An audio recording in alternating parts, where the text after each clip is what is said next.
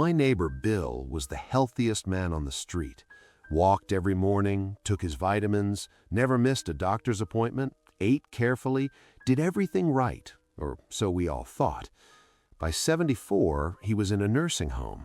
Not because of a sudden illness, not because of an accident, because of 8 habits he thought were keeping him healthy. Habits that were quietly, invisibly working against him the entire time. I watched it happen, and I promised myself I'd understand why.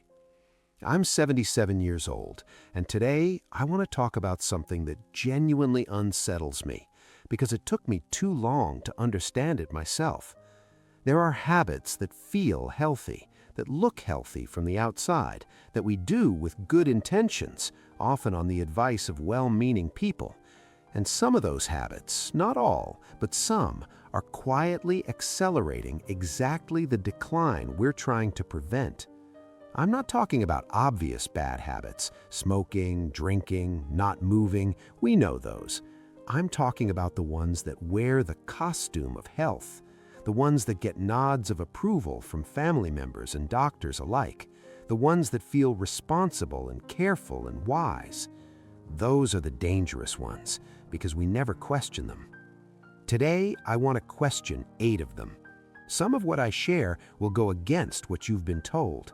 Some of it might make you uncomfortable, but I'd rather make you uncomfortable today than watch you end up somewhere you don't want to be 10 years from now. Stay with me through all 8, because number 6 is the one that surprised me most, and it's the one I see most often in the people who decline fastest.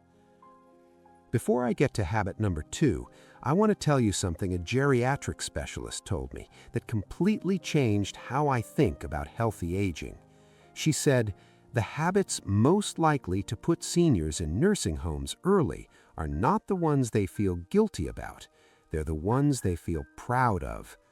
I'll come back to exactly what she meant, but first, let's start with number 1. The first habit is resting too much and calling it self-care. After a certain age, rest gets celebrated. Take it easy, you've earned it, don't overdo it. And there's truth in that. Recovery matters, sleep matters, not pushing through pain matters. But there's a line between rest and withdrawal, and a lot of seniors cross it without noticing. Here's what happens physiologically when you rest too much. Muscle mass decreases faster than at any other point in your life. Balance deteriorates. Cardiovascular capacity drops. And once those things start declining, not from age, but from inactivity, the decline accelerates. Bill walked every morning, but after his morning walk, he sat all day. Television, newspaper, chair. He thought the walk was enough. It wasn't. The research is clear. Short bouts of movement throughout the day matter as much as a single exercise session. Getting up every hour, doing small tasks standing, walking to the kitchen, to the mailbox, to the neighbor's house.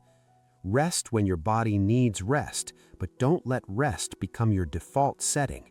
Movement is medicine, and you need multiple doses throughout the day, not just one. The second habit is extreme dietary restriction, cutting out entire food groups based on outdated advice.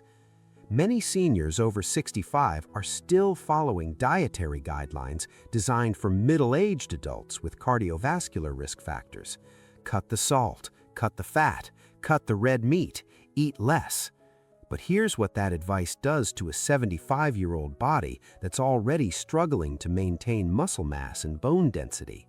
It accelerates exactly the deterioration it's meant to prevent. Protein is essential for muscle maintenance after 65, and most seniors eat far too little of it because they've been told to eat less overall. Healthy fats are critical for brain function and hormone regulation.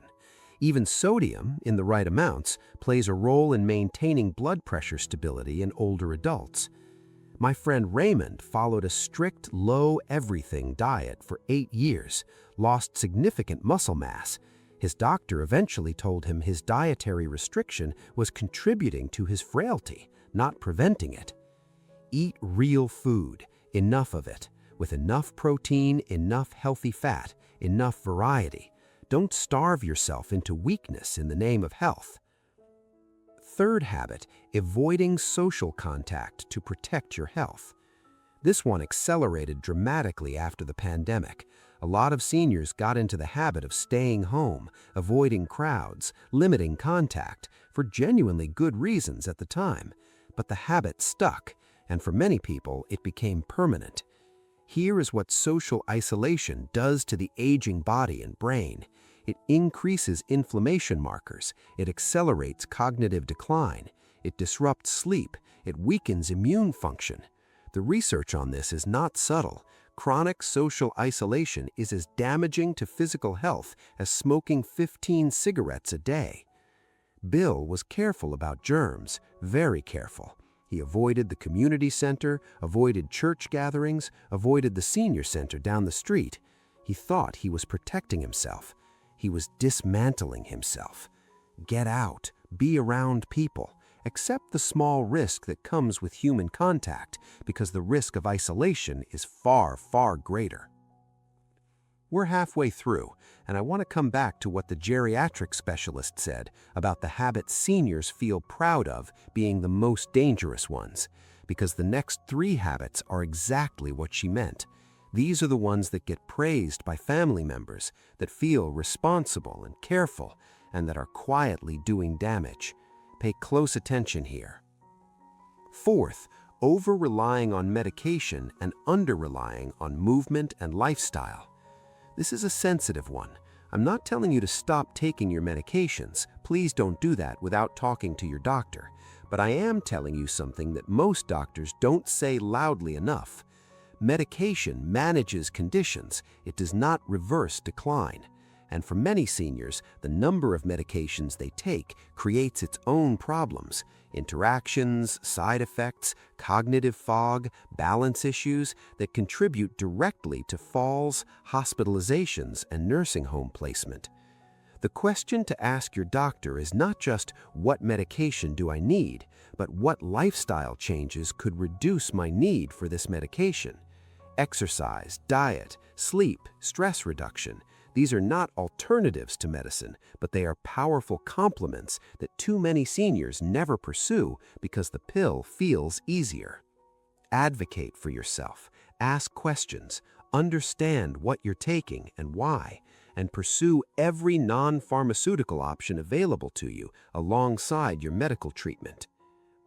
Fifth, habit avoiding mental and physical challenges because they feel risky. I understand this one. After a certain age, falls become genuinely dangerous.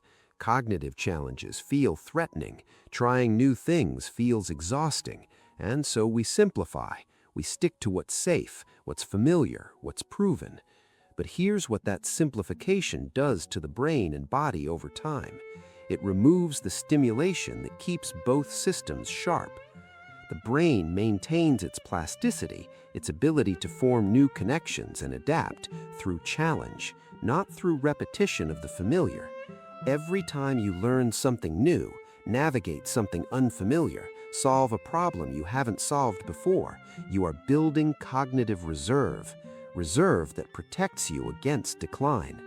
And physically, controlled challenge is how you maintain balance, coordination, and functional strength, not by avoiding difficulty, but by practicing it carefully.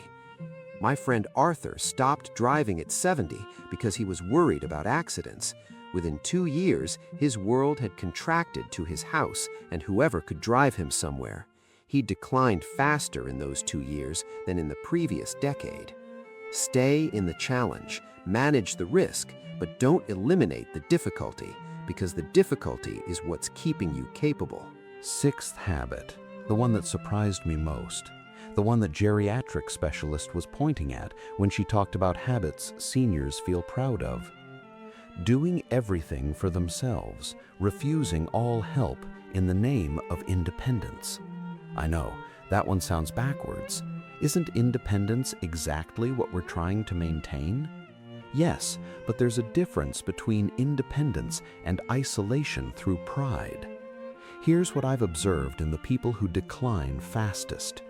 They refuse help at the first sign of needing it, fight through difficulties alone that could easily be shared, and exhaust themselves maintaining a level of self-sufficiency that costs them far more than asking for occasional help would.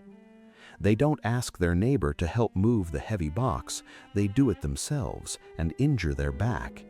They don't ask their daughter to drive them to the appointment, they drive themselves when they're not confident and have an accident.